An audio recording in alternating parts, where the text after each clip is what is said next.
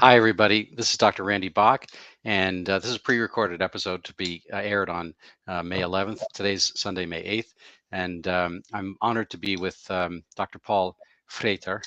I'm sure I didn't quite get it right. He is a professor of economics, and I believe he's got a special niche in well-being analysis. And we all, I mean, there's a joke, I think. Two data analysts walk down the street. One says to the other, "How are you?" and says, "Well, compared to what?" So I don't know how fine-tuned or what inspired you to get into well-being. But before I do that, I just want to say that I was able to listen to one of Dr. Frijters' lectures in part last week, and I've spent some time on our last week's session talking about some of his research and so forth. So I'll refer you to that. I don't think we're going to go into slides or anything like that today, but the good professor has a very interesting take on the COVID pandemic. And he actually has a book on this topic as well. So I recommend you to go look at it. And I think you're going to be very fascinated by hearing his take on how we kind of can quantify and qualify some of the events that happened and how they played out in our general cohesiveness, well-being, outlook, and so forth. So take it away. Do you have something to add to my haphazard intro for you? It's great being on the show, Randall. I mean, just to answer your question, how I got into this, well, during my PhD days, that was about 27 years ago now, I came across the well-being literature and particularly the life satisfaction question. And I immediately was struck by the usefulness of having a question that tries its best to summarize everything that's important in life. So, we ask, how satisfied are you with life as a whole? And it always struck me that that wouldn't be a bad basis to try and base policy on in terms of, well, what moves this question up or down? And we know an awful lot about that question. It always seemed to me a better goal function to me than just health or just money, right? It's sort of what people themselves think of the lives that they lead. Yeah, I thought that'd be okay. So that's how I got rolled into the well-being literature. Well, you have some very interesting thoughts. I mean, I imagine that you working on the pun of Dr. Marcus Welby, who was a TV show when I was growing up in the U.S. But your unit is the Welby. Mhm. So tell me if that was the derivation of the name, and or it just comes from well-being. Either way. And what is a Welby? How do I get some? How many have I used up, and how many more will I get by having a Oh my good time on this conversation? right. So a well-be, no, it's more well-being years, and sort of the quality of life. So no, it did not have to do with Dr. Welby. Of course, I'm also not American, so he wasn't as well known in Europe as he would be across the pond, I'm afraid. Hmm. So call me an ignorant European on that score. So what is a well-be? A well-be is one unit of life satisfaction on a 0 to 10 scale. So if I asked you how satisfied are you with your life as a whole, where 0 would be not at all and 10 would be completely, then one well-be is basically one unit move in that for one person for 1 year. So it's kind of like a flow measure of how much satisfaction you have experienced in a year. And in order to answer your questions, well, I'm going to have to guess your age, but let's put it like this. Guessing that your residual life expectancy is another 30 years and that you spend that roughly at a level of 7, then we know that people are roughly indifferent at the moment, that there'd be about a 2 on that scale. So if they're about a 2, they say, look, I don't want to keep on living at this level because that'd be horrible. So you've got another 5 per year times 30. You've got another 150 well-be to go, Randall. Oh, That would be my estimate. How can you get more? Well, there are 3 main drivers of it. The biggest driver by far is warm social relationships. So there's a nice Chinese saying which sums it up. Happy wife, happy life. So you make her happy, she'll make you happy, right? no, it's working out. I have my tiny little handcuff right there, and today Well done. is Mother's Day, and so we're having an excellent time. She's been awesome. Well, then you're already maximizing, right? So if you've got that packed down, then you've got most of it. Then, of course, physical health. Well, you'll know more about how to keep up your physical health than I do. Social status matters. So, make sure that you're well regarded within the circles that you care about. I think you've got something useful to do, which clearly you do. And then, keep your mental health in order. And so there's quite a bit of mental health things one can do. But there again, the key input is high social relations. So, yeah, keep your friendships in repair, as my grandfather would say. That's excellent. So you've had an interesting career. And I believe, are you still associated with the London School of Economics? I am. I'm still an emeritus professor there. So emeritus, that's wonderful. So tell us, well, I'm interested in, I mean, this is a coronavirus conversation in a sense. I'm interested in your taking on COVID. How publicly did you do it? Did you have feedback from within the academy, up, down, good, bad? And where do you stand, and how has it been publishing lately? And maybe we'll come around to some of your thoughts and articles. I came into the corona epidemic just on the back of having spent 5 years helping the British government devise a well-being methodology, a cost-benefit methodology, effectively. And well-being, life satisfaction is uniquely suited to bring together lots of different spheres in life, because we have this enormous literature going back to the 1930s that tells us about how lots of circumstances affect life satisfaction. So this is one of the most studied questions in social science. And so I knew how important social isolation would be. I knew what kind of damage school closures would do. I knew what kind of damage travel closures would do. I knew what kind of damage unemployment via business closures would do. And so very early on, mid-March 2020, where initially I sort of, didn't know much, I had a look at the data. I had a look at, okay, how dangerous is this virus? And I got to a number of 0.2 in the IFR. That seemed to be most likely if I analyzed the Diamond Princess data and some of the other data. Exactly right. I'm so happy you mentioned the Diamond Princess. I'm going to take one tiny detour, which is Bill Gates, I guess, I don't know, a couple days ago announced, oh, well, we kind of overdid it. And, if we had known then what we know now about the IFR and so forth, and I'm like, dude, you're run one of the biggest computer companies on earth. You're kind of supposedly a genius and all that kind of stuff. The Diamond Princess, how hard would that have been? I mean, everything that was there about COVID, and that was the earliest, the ancestral version, the most dangerous one, was already there. It was a perfect experiment. You would, if you had to do an experiment like that all over again and arrange it in the middle of early coronavirus, it would have cost you, I don't know, $100 billion or $10 billion just to pay everybody off to be on that boat. And then people wouldn't even do it. And you hear you had a perfect experiment, the Diamond Prince. So I commend everybody to go look this up. But I'm glad you mentioned. So the data was all there. Sorry for my slight detour. Go ahead.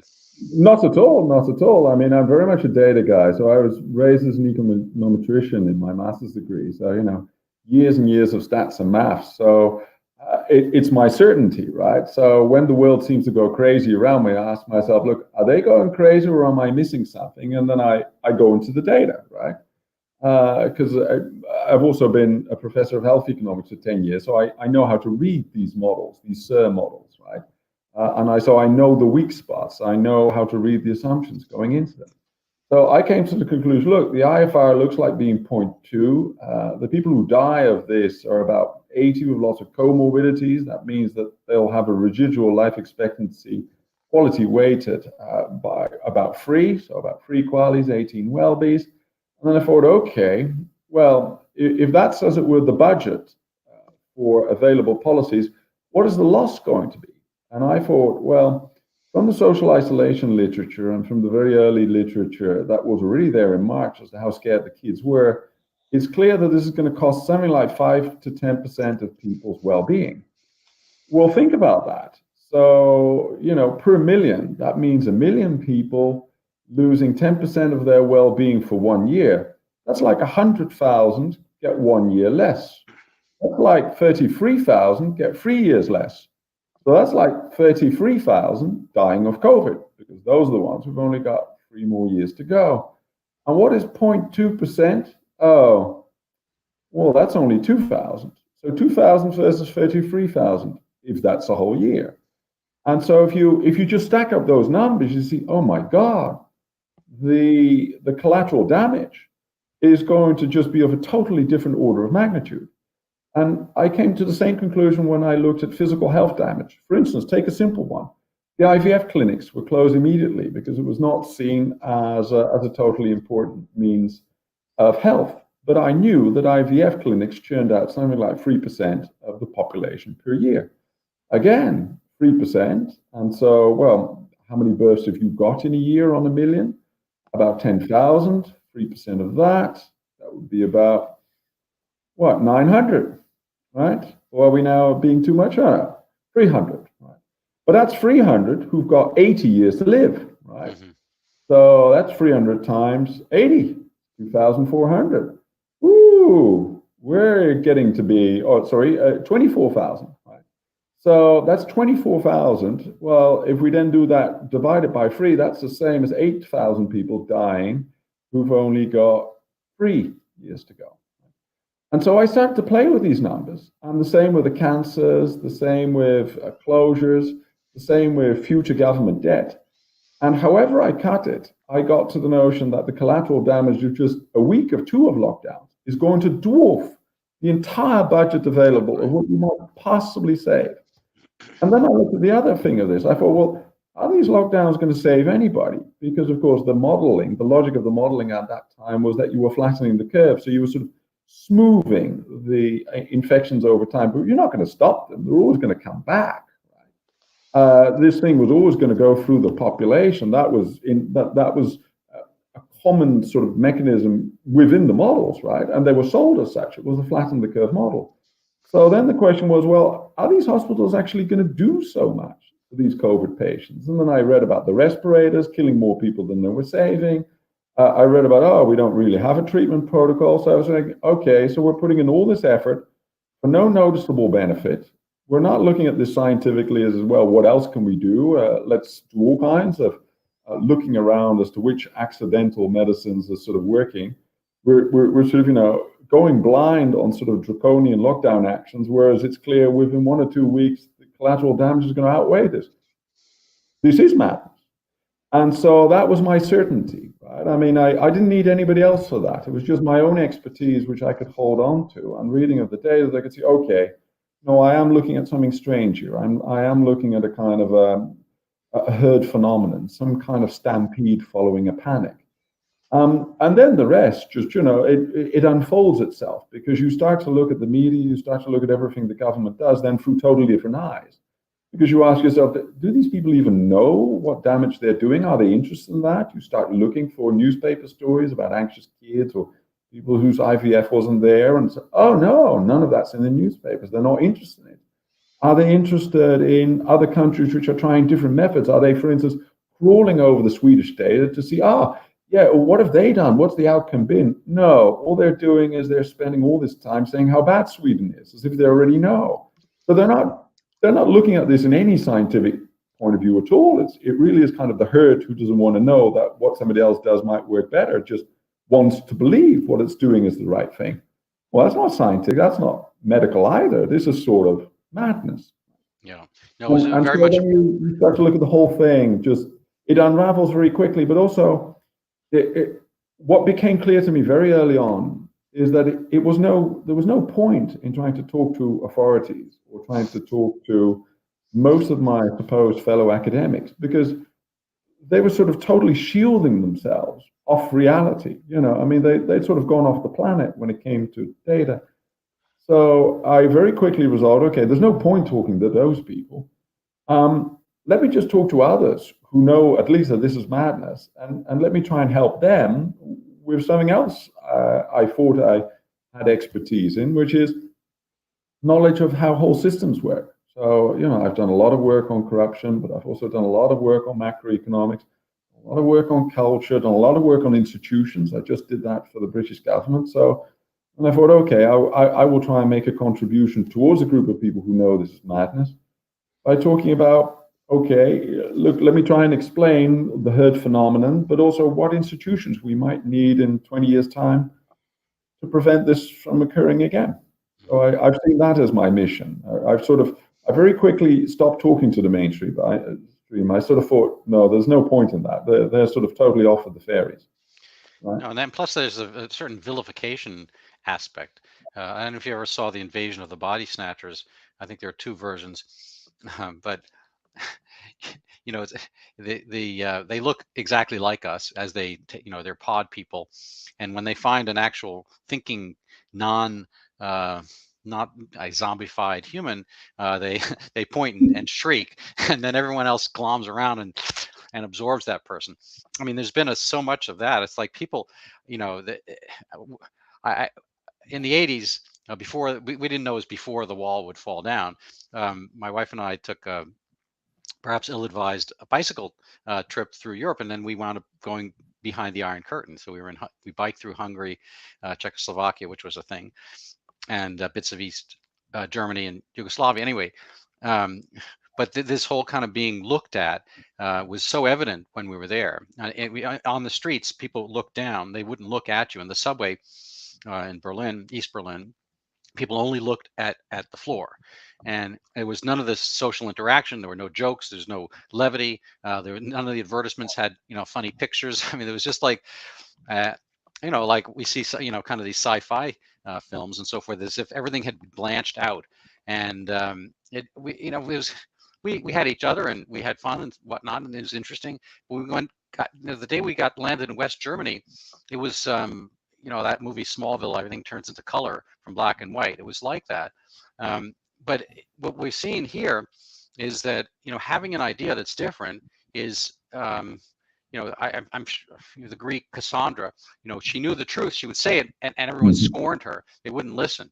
And I've had that in various of my civic groups. I'm in kind of an investing group. I belong to a squash and tennis club and a few other institutions and religious organization, whatnot, and everyone kind of like goes after you as if you are the virus. If you say that maybe you're kind of overdoing this, and there are going to be other ramifications. I'll just close with this before I get back to you. But one of my medical interests, I ran kind of an outpatient narcotic detoxification program for a decade, and it's a population that's vulnerable all the time.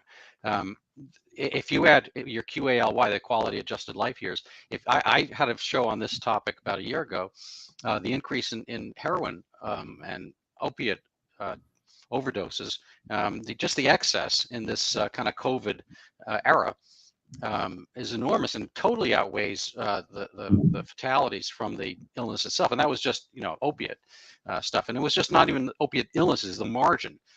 That the average median age, I think, is like 35 for opiate deaths, and there's certain extra number of them. I just did the U.S., but this huge kind of punishment. There's a French word, anomie, which is namelessness. And the worst punishment you can have in prison is not necessarily being beaten, but being put in isolation. The soul, is a needy, not needy, but it requires interaction, and that your brain, does hallucinatory things in isolation. And people, this was the answer. I find this still unfathomable, and kind of sad, and I don't know. Anyway, that's not really a question, but I appreciate your efforts and your book and whatnot. Have you had good feedback from that? And what are the recommendations? I guess the forward-looking question would be, you've analyzed this, and you can maybe state some of your other analysis, but what are your recommendations going forward? And are there any possibilities of it being enacted?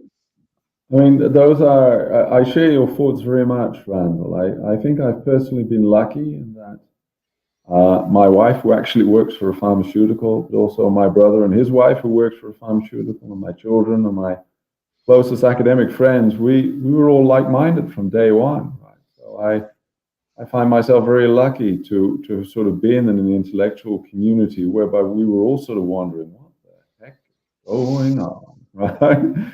And so we did not really have the experience of being ostracized by those closest to us. But I know people who've lost husbands, wives, who can't speak to their children, or who've lost their their close colleagues and at work, and that's horrific. Right? In that sense, I have been lucky. I've also been lucky, academically speaking, in that the Wellbeing Economists of the UK, to which I belonged when this broke, they were sort of like-minded. There was a certain madness going on. So something like 13 of the top well-being economists in the UK, in their own way, wrote very negative pieces on the first lockdown. So, Lord Layard, John Deneva, Gus O'Donnell, Andrew Oswald, Nick Poverty, Fujiwara, Dolan, basically all of us. And we weren't coordinating. We just all realized the damage that what's now being done to well-being is going to vastly outweigh any, very dubious supposed benefits. And so that was all heartwarming. We didn't have this alienation, but we did see the alienation of lots of other people who were sort of almost traumatized by how much they felt left behind and left alone, because of just noting what for them was as clear as daylight, which was that this was madness, what was happening. And that was me as a social scientist. I tried to make my peace of that. So at the end of March 2020, I wrote a piece called "The Corona Lament," in which I tried to basically say, right, Paul, you got to, from now on, you got to analyze this as best as you can, but get the grieving over. So, and what's going to come. You know how much this is going to cost the kids and people in nursing homes, but also the fading of the light, the fading of the light of reason and of compassion, right? So I tried to get that over with and sort of, okay, that is just going to happen, and there's nothing I can do about it. That's just going to happen, right? So try and stay in analytical mode, get the grieving over at the outset. But it has been fascinating from a social science perspective to think about, what kind of group phenomenon are we looking at? And it took me a few months to recognize that we're looking at a crowd behavior. It's also been called mass formation psychosis, but I think crowd is better in a sense because we have lots of historical writings on crowds, and almost we've forgotten what crowds are like, and now we're seeing one again. After maybe 90 years of the most famous crowds that we have, the socialists and the Nazis, but also the ultra-nationalists of the 1930s. And we're now looking around and we sort of hardly recognize it. And sort of, this is what they were on about, right? So I saw a beautiful placard at a demonstration by a woman holding up. Have you ever wondered whether, in the 1930s in Germany, what side you would have been on? Now you know. Now you know. I know. My wife and I were talking about this very same thing this morning because she's had. I'll leave her out, but there have been certain factions, say, formed amongst friends, and I think guys, we tend to be more say molecular or particle physics. We tend to be projectiles. We go our way, and if we bounce off and we combine with something, that's fine. But the women are more they're more, say, nucleated, and they have various attractions, whatever, and they try to stay together. But this was you didn't know we were going to have atomic physics here, but the nucleus stays together, but it's also an incredible source of potential explosive power because you have a bunch of positive charges which innately shouldn't be together. And so there were aspects of that, and it all went around. I mean, it was other things, it wound up being other things, but the factions, such as I see, and I'm not a social scientist, but I kind of like science, and I think I'm fairly social, but what I see is that it split along these kind of how frightened are you of COVID, and there were people who weren't, and there are people who still are, some of them, and going outside with masks, and kind of very radical changes in their lives. And the two factions tend to go either happy and unhappy. If you have some what I call agency, control over the way things are going in your life, then and also, in order to do so, you have to have a reasonable basis. There's this thing called the internet, which I think most people can access, and yet something as obvious as the Diamond Princess, which is out there all along, almost nobody knows about. Anyway, so it just made these huge fissures and fractures in kind of like our own lives, society. And we haven't had any fatalities or drug overdose or anything like that, but but there are places and people, who do, and it's a huge sadness. I just, we take care of a young girl. She's like our goddaughter, and so I've been around the schools and seen, what goes on there. The kids are still masked oftentimes. In New York City, they're still masked, and here they do kind of a system. They're testing all the time. And they're sticking, swabs up kids' noses on a regular basis. It's just really weird, and there's nothing here in terms of illness. It's a cold. Um, anyway, so I But hope. I agree, Randall. I mean, that really is it. I mean, there's so many bad things, but what we've done to the next generation, deprive them of normal play, of sort of also a relaxed attitude to other people and a humanism, but we've taken that away from them in many ways. Right? Many have not seen their own family for 2 years because they're all too afraid to sort of congregate, whereas, they're all going to get this virus anyway. Why deprive them of 2 years of life? No. And they've been given this attitude towards others. Everybody else is now a potential enemy, a potential Oh, virus vector. Whereas that's a horrible thing to load onto people's whole life, making them afraid of everybody. Whereas life's joy is social. Life's joy is, hugging, spending time together, fighting, fraternizing. It all happens in our peer groups and close by, and we yeah, need that. We're a social species. We're not meant to be, 6 feet away from each other and sort of very afraid. That's not our evolution. That's not who we are. It's not nothing in us is set up for that. That's just yeah. No, it's loneliness and amazing. miserable. And I try to look at the silver linings of clouds, and clearly one of them is Zoom, and so I have Mhm. to say that I get a lot of your warmth from that lecture, Q&A time, and here today, even though we are almost literally on opposite sides of the globe. So that's an incredible thing. Did you and your family, or professionally, did you get to avail yourself of any of these kind of like secondary aspects of socialization? Yes, we sort of we did miss socializing, we miss travel, but we are a fairly bolshy bunch when it comes to that. So we took every opportunity to travel. So in the first year of lockdown, we still had 4 international travels. If there was kind of like, look, Boris Johnson is going to announce a lockdown to start tomorrow evening, right? Off to Heathrow now. We don't care where we're going. That's We're off. awesome. Yeah.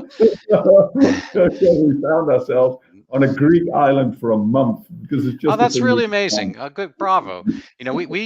We were taking care. My mother-in-law may her, God rest her soul. She died about a week and a half ago, and she had been in Yeah. our house in our basement literally for about a decade, and her health was hugely marginal. But we took care of her and we were careful around her, although we did not mask ourselves, because there's duration of life and there's quality of life. Um, and she would have gotten 18 boosters if if they were. She was all pro booster, and she stuck around Mhm. watching MSNBC all day. Um, but as far as personal interaction, she wanted us to be able to chat with her and play, like, card games and so all that kind of stuff, and nobody was going to do it masked. And so she survived all that. She died from other causes and so forth, and I think she had as full a life as possibly can be given, because she died naturally, and her, all that kind of stuff. But Around loved ones. That's beautiful. yeah, it's like, but I feel, so we didn't. My point is, we didn't get to travel the same way you did. But there's a lot of internal travel, and so we found other things. We found the places that would allow the pre-pod people, such as we were, to go out. So we changed. Like, we basically did. I used to play squash in the winter, and I gave that up for indoor tennis, which is okay.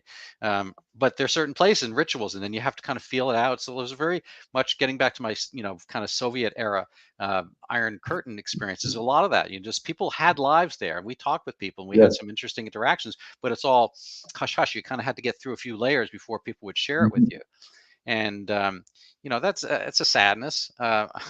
You know, uh, Nobody apologizes, nobody retracts, um, and so getting to the next phase, I think I asked this a little earlier, but just are there conduits, or avenues for somebody? We're going to like posit that you are sane, and accurate and so forth, for sanity to rule or reign, or how do we kind of short circuit the kind of this kind of mass phenomenon, which I think some of the elite organizations have in mind for us. I think a lot of this blueprint was preordained how to react to a virion, and they just had all this ready to go. That's kind of like lockdown-ish. They locked down thought. Yeah, I look. I see a lot of the same reality that the political, but also the economic elites very quickly found the situation to be in their benefit, and to instigate something that they clearly wanted already, right? Which is sort of a propaganda world in which the masses have very little freedoms, and it is at their behest. So it's been an enormous power grab, and well, we know from history, power is not given back easily. And I'm afraid that there's no easy way to get the power going back to people. But I am very hopeful in the long run. And I'm hopeful both in terms of what people can do immediately and what will happen in the long run. So in terms of what people can do immediately, I think that the example of what happened in Eastern Europe is actually a very good one, which is that in Eastern Europe, the state basically didn't do a lot of stuff and was stupid in many ways, and so these secret communities had something to do. They cared for each other. They looked after each other's education, each other's arts. They read to each other, but they also had small schools. They had small clinics. They were engaged in sort of helping each other with building houses and sort of small religious communities. So they really looked after each other and had something to do. And I think that we're seeing an outpouring of exactly that around the Western world. You yourself are a good example of it. Could you have ever dreamt doing all this Facebook stuff many years ago? I never did any. I'm not shy, but I have a kind of recalcitrance because I'm a general practitioner physician. I'm not a professor of this or that. I'm not the head of this. I had my own office for about 30 years, and I know how to run me. I know how to do me pretty well, and I know how to interact with people on a one-to-one basis. You have a sore throat and you also have a clotting disorder. I'm okay in figuring stuff out and kind of tailoring my message for individuals, but I hadn't really thought about kind of taking that and putting that on the road in some way, or putting it out there. And I mean, it's hard to know what criticisms are real, because a lot of it just becomes political. If they see that you're, red pill, blue pill, you're the wrong team. It's like, Red Sox fans, going to Yankee Stadium or vice versa. There's just a lot of kind of tribal, reaction formation. So it's hard to, you have to sift through all that. But yes, it's been an interesting trip for me, and I don't want to spend my time talking with you when I have you here, but I wound up using this kind of Zoom and Facebook Live stuff to help formulate and process the books that I had in my head. And I've actually got 4 books ready from the COVID years. And the first one is out, and I'll, shameless self-promotion, but it's called Overturning Zika. So it's about the last pandemic that disappeared, and what was that about? So that's a teaser for anybody interested. It's on Amazon, you can find it. But the Zoom part, I always had trouble with the blank page. But the Zoom part, when I had questions and I had topics, I hired somebody to interview me to kind of develop this book. And he's a law student in Brazil, so he didn't have a medical interest per se. So his questions were general, but it helped me research and provide answers. And then I kind of backfilled a lot of the book from the conversation. So it was an interesting process. So yes, I personally benefited intellectually. I mean, I don't think my tiny little brain, I think there's like maybe 5 hamsters up there. They're on tiny little wheels and they're running around and they get tired. But they had kind of a good workout, and that was, I had not really put as much devoted thought to concepts and getting explanations since easily college. I don't think medical school had provided that at all. So it was a fun experience insofar as I could make it that way. But overall, I'd rather have 2 years of just regular, less kind of like draconian hysteria. Look, I totally agree, Randall. And there's a deep point in what you say as well, right? I mean, the point I was making, which you exemplify, is that this has been a rebirth of civil society. America has a long tradition of civil society, and it's sort of been quite robust before even.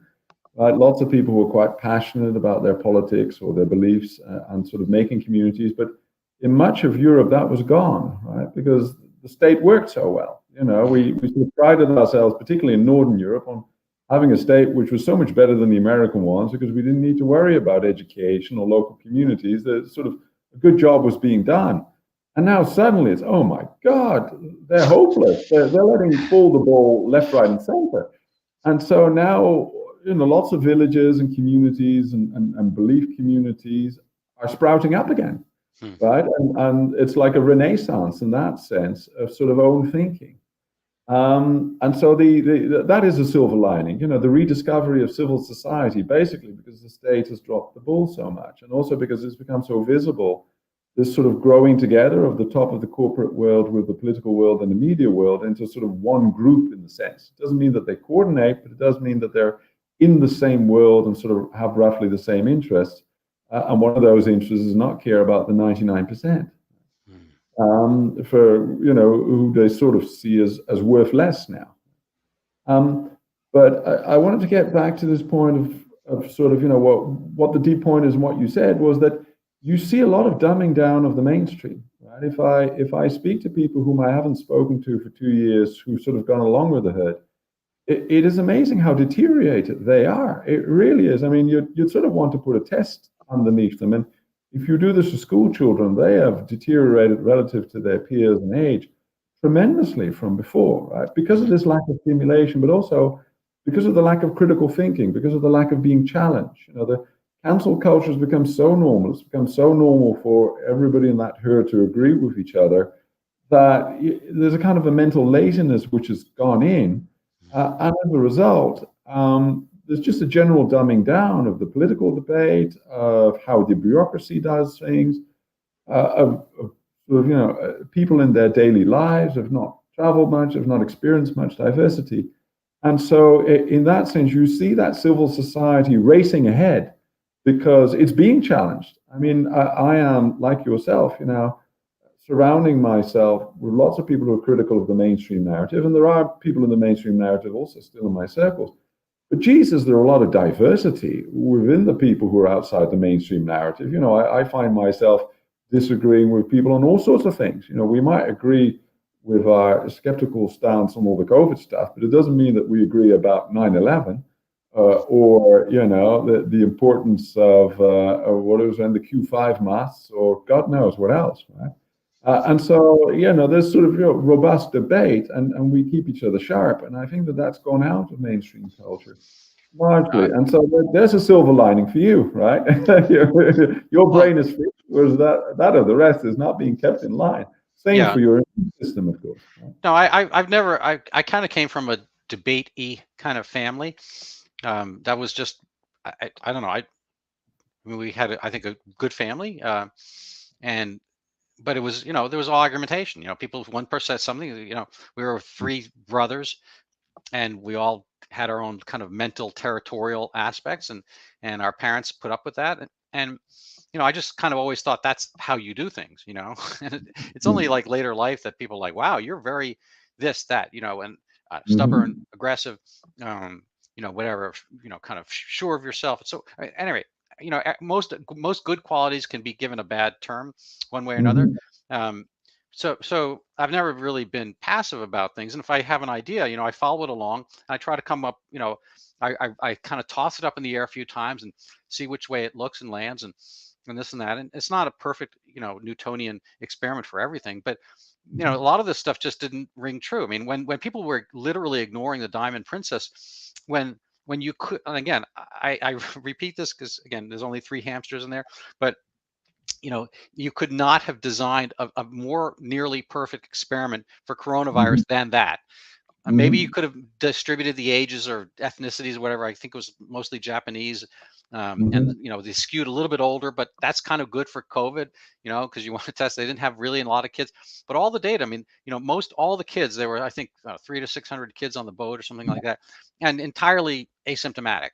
Like, and some of them push, and you know, certain numbers sort of positive, but there was really nothing going on with them. You know, all the deaths were in like the 80-year-old range, and only think 10 or 11 deaths out of 33,711 people on the boat. The staff was, skewed young. They were the ones to get ill because they go from person to person to person. Really, amongst the staff, there was nothing. The whole FedEx model or whatever, having certain people be the conduits, between others, was there as long as your people are healthy. And I mean, anybody sane and benevolent would have easily said, oh, we're kind of done here. We know what this is. And it took Jay Bhattacharya, Martin Kulldorff, and Suneptra Gupta to come up with focused protection as a term of art. But there you have it. Cover. I mean, protect the stuff you need to protect. That's kind of obvious. And huge sadness. And this is, again, I'm veering off into diatribe instead of a question. But the one thing I noticed along the way, and it's not quite a silver lining, maybe it's the opposite, maybe it's kind of tawdry lining, is that the parliamentary system seems to have a flaw in it. The United States of America, we have different states. We have kind of more, we have our own little Sweden here and there amongst our states. And a lot of the parliamentary places, they either went up or down. They're kind of flip cards. And if you're in one of these parliamentary countries like Australia, New Zealand, so forth, you're just SOL. You're out of luck about how well you're going to be able to, to move around and so forth. And it seems like a weird kind of. I always saw these places benign democracies, whatever that means per se. But if you don't have kind of the Republican bulwark against tyranny of the majority, then you're going to have a separate virus, which is absurdism. Anyway, you have probably more countries on your passport stickers than I do. How have you approached this, and what are your thoughts about kind of, I guess, the bigger political sphere? I know that might be outside your ken a little bit. No, not at all. I very much think about those things. Well, there's so many things in that sense we can talk about around, but I think one of the things that's important to note is that when this panic swept the world in January, February, and March, it swept all before it, of all kinds of different persuasions. So, the autocratic, collectivist regimes in the East, the best and most ancient democracies that we had in Europe, including the UK, including the Netherlands, Denmark, the happiest country in the world, one of the best organized, the richest, very quick on the lockdowns, although also quick out of it. And as you say, basically only sort of Sweden and a little bit the rest of Scandinavia resisted, but that was essentially because of the way that they had organized their health system as far more independent, but run by well-meaning people. So they were effectively happy enough not to have their health system politicized as much as what was already normal in the rest of Europe. Because if it's politicized, then once it makes a bad decision, it sort of never does want to admit that, and so it just keeps going. Right? And they were not like that. So in Norway, for instance, the health authorities took the wrong first decision, but then apologized for it. Well, there's a turn up for the book. Yeah. But I want to say something which your American viewers should like, which is that one of the long-run reasons why I think that we will get out of this.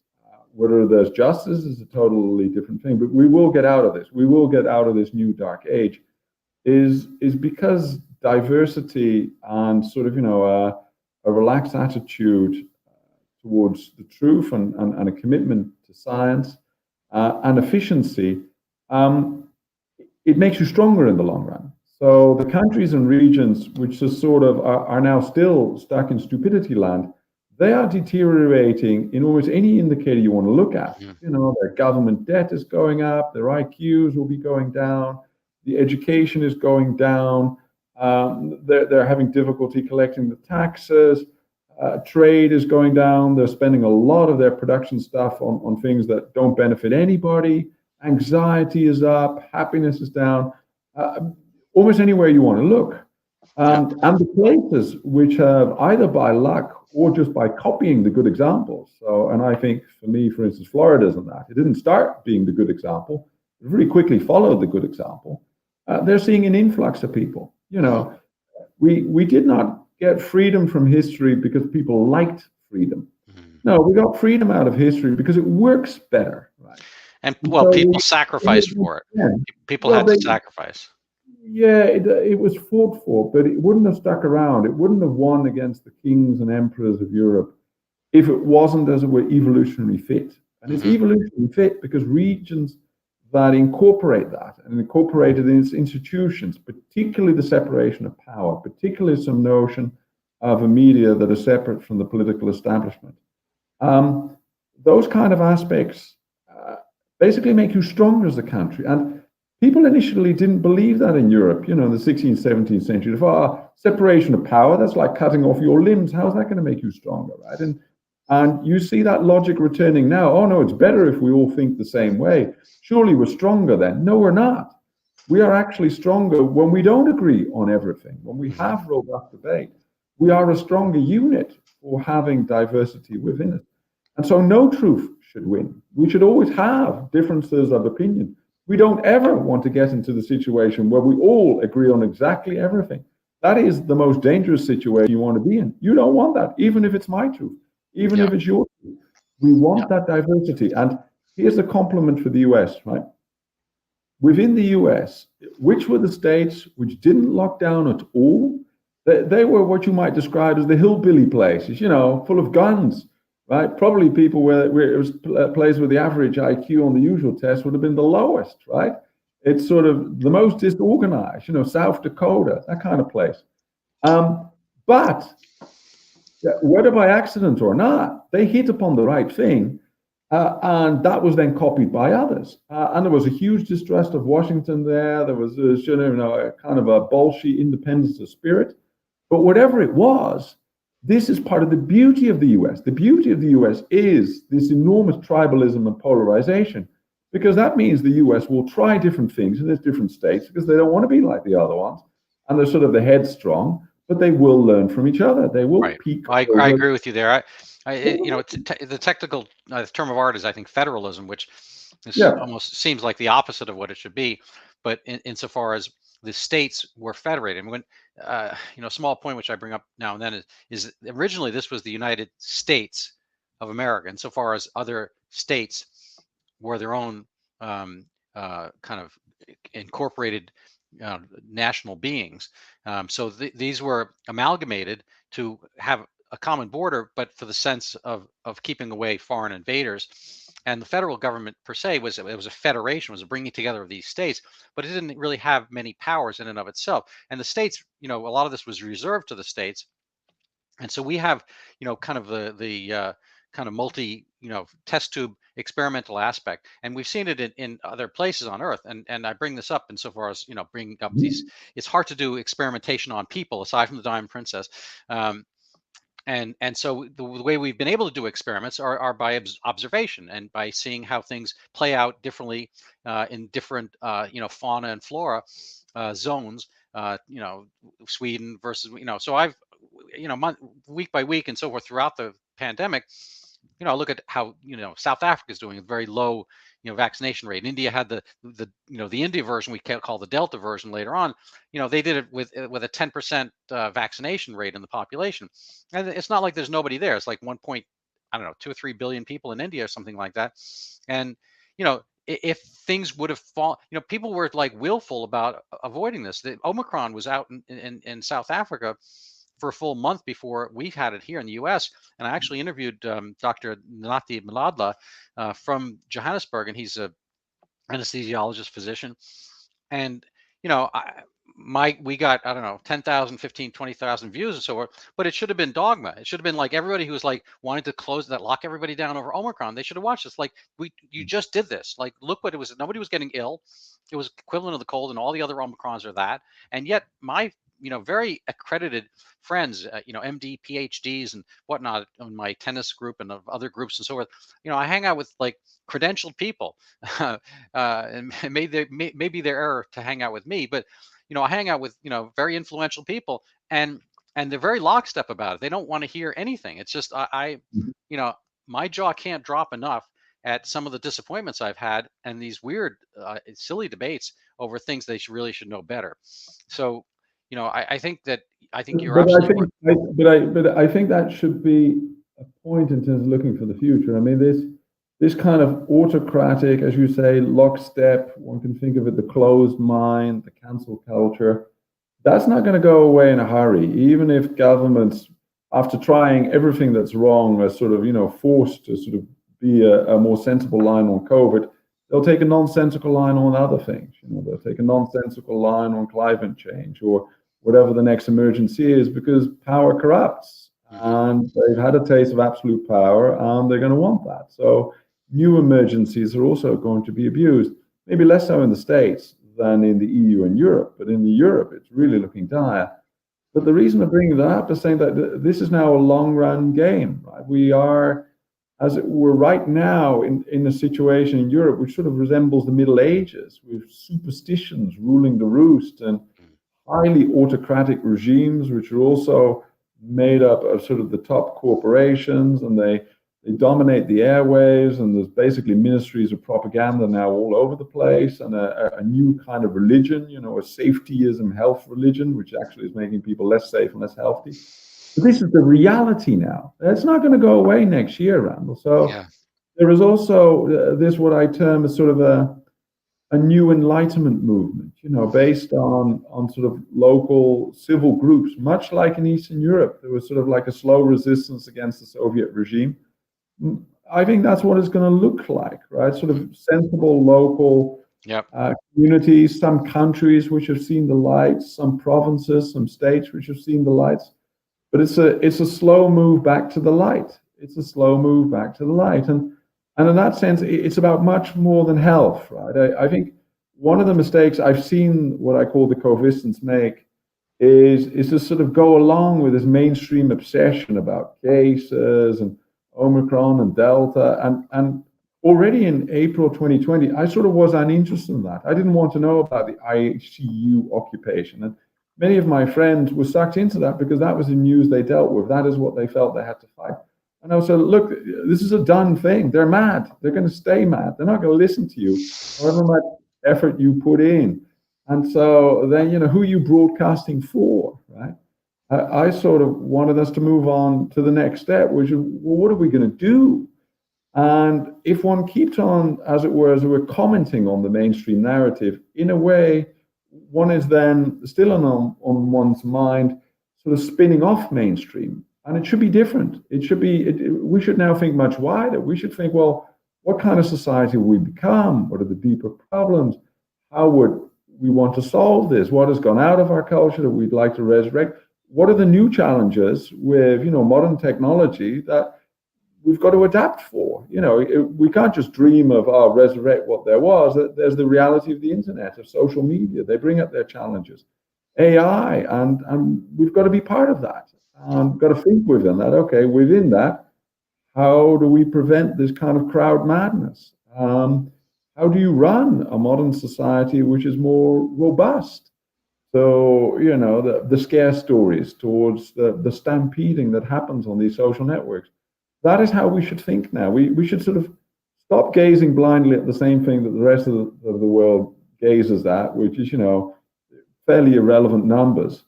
And start to look at the relevant numbers and the much bigger picture of the future, the society we want. And I feel that still that conversation is only to start for the majority of the world. Well, we're going to be closing up in just a couple minutes. We're at the 54-minute mark, and I'd like to make this under an hour. But I have high admiration for you, and frankly, if anything, it's new because I've only heard about you since for a week, a little more perhaps. But I want everybody to go look your name up and find your articles because they're fascinating and they're excellent and they're clear and they're excellently written. So that's a plus. I have not seen your book. I mean, I have not read your book yet, so I'm going to download that or get a copy. But I just want to point out that, there it is. There we go. Blatant self-advertising. That's right. Yeah, that works. That works for me. So I only came upon this today earlier, and as I mentioned, when I was looking up your name for some questions and so forth, and maybe just take a couple minutes on this. You stood your ground. and you have kind of a social study interesting report. I think about buses, checking people's cards and so forth, letting them on without a fare, and it's interesting topic, but more, it was you were, I guess, ostracized in some way for having something come out that was against what certain groups wanted to hear.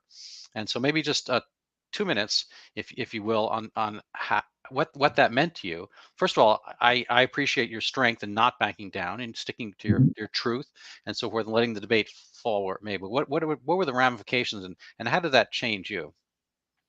Yeah, so a brief intro. So this is known as the racism on the bus study, whereby a Ph.D. initiated study on which I was a co-author found that people who were white, but also Asian, by the way, so also Japanese and Chinese, were more likely to get a free ride on a bus if they entered the bus without money and asked whether they could stay on, than somebody who looked Aboriginal or somebody who looked Pacific Islander, Black or Indian, right? It was almost a 40% difference. So there was a huge degree to which the more white-looking ones, which at that time still included the Chinese, were sort of seen as the in-group, and the darker they were, the more the out-group.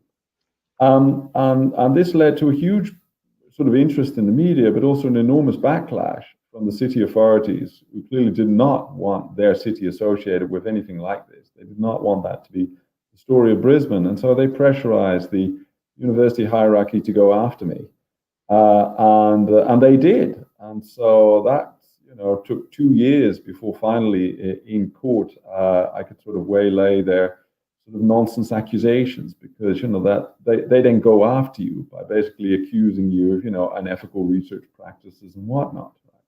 But they basically just drag up anything that they can find, because this has to be seen to be punished, right? Lest somebody else gets it in their head that they can actually do this kind of interesting research. And this research did eventually get published in a good journal, the EJ, last year, Economic Journal. So very proud. The LSE stood behind me 100% of the way when they attracted me after this. But that situation was that there was an element of traumatization in it, in the sense that I was sort of forced to fight my way through a court case, and sort of you have to strategize. There were lots of friends who helped me. There was a New York Times article which was glowing about me at that time, saying fighting for truth and all that. But it is still difficult. You're up against a huge bureaucracy, and it's expensive too. It's expensive. You must have spent $50,000. That's 25% of what I spent, Randall. Right? I can't really do math. That's just kidding. 200,000. Yeah. So but it's more the time, right? It just cost you a year of your life. But I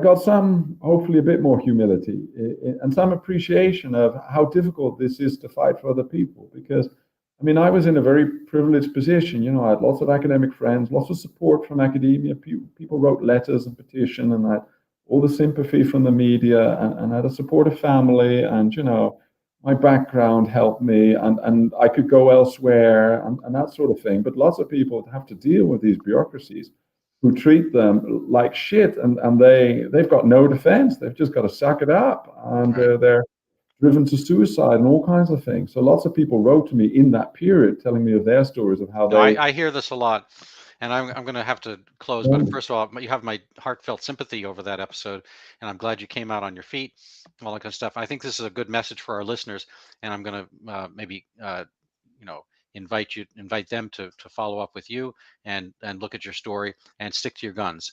At the end of the day, I've had a lot of people come up to me, all kinds of parties and whatnot, and they're like, "Oh my God, you say what I think, but I'm just so afraid. I go to your site all the time, but I don't want to tell anybody." It's like, dude, you have these liberties, use them, or they're going to be vestigial. You have to make the most of your situation and use the opportunities and freedoms you have. Anyway, I'm in your debt. If there's anything ever I can do for you, please let me know. I think this was certainly educational, edifying for me, and I hope it is for our listeners.